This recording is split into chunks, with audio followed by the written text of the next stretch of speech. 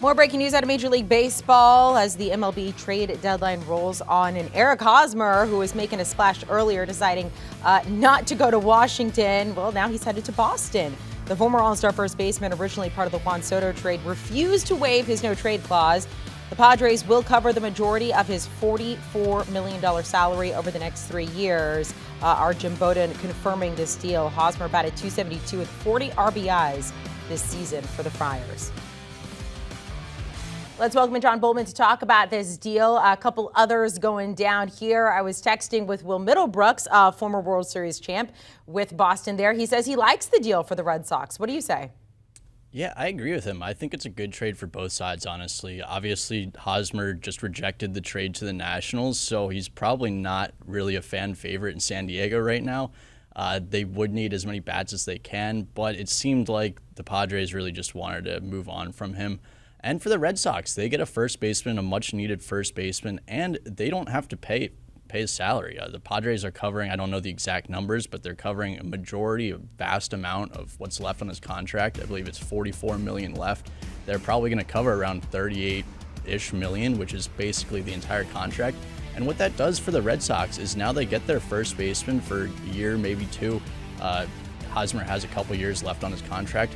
But since they're not paying him, they also have this money free to pay Rafael Devers, to extend Xander Bogaerts. So this is really a good move for both teams here.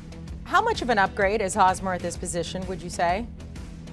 It's a good question. He's definitely an upgrade for the Red Sox. He'll be a valued bat in their lineup, but he's not the top bat on the market. I mean, as we saw, he's basically a salary dump from the Padres. So he'll definitely help the team. I think the Red Sox went into this trade knowing that they weren't going to get a superstar value out of this player, though. But you get a pretty solid bat, and you're essentially not paying for him, and you're going to be happy.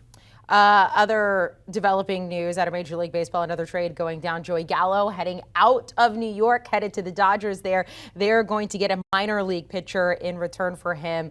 I would say that New York fans were very sad to see Joey Gallo go. I don't think that is the case, given what he has done so far for them this season or what he hasn't done. What do you think about this trade? Yeah, and you know the Yankees are just going to face the Dodgers in the World Series now. Gallo's going to come up to bat with the most high leverage situation possible and hit a home run.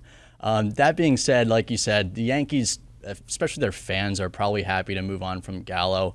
And I think Gallo is probably happy to move on too.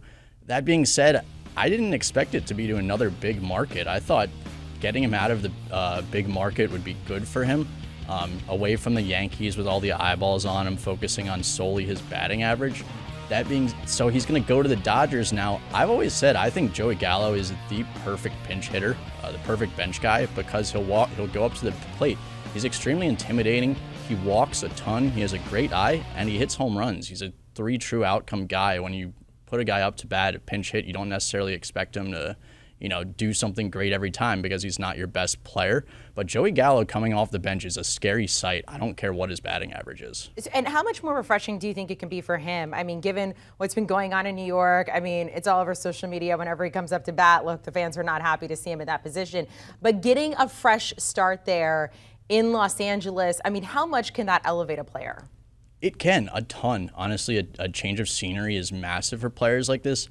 But as I mentioned, he's going from the Yankees to the Dodgers, so it's not much of a difference in terms of eyeballs on him. He's going from a massive market to another massive market. So I don't know if this exact trade scenario would help him in that sense.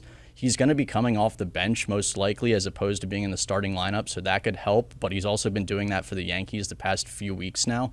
So in that sense, I don't really know if this would help Joey Gallo. A lot of pressure. We'll see if maybe a change of scenery will be a little bit nicer. Palm trees instead of skyscrapers there.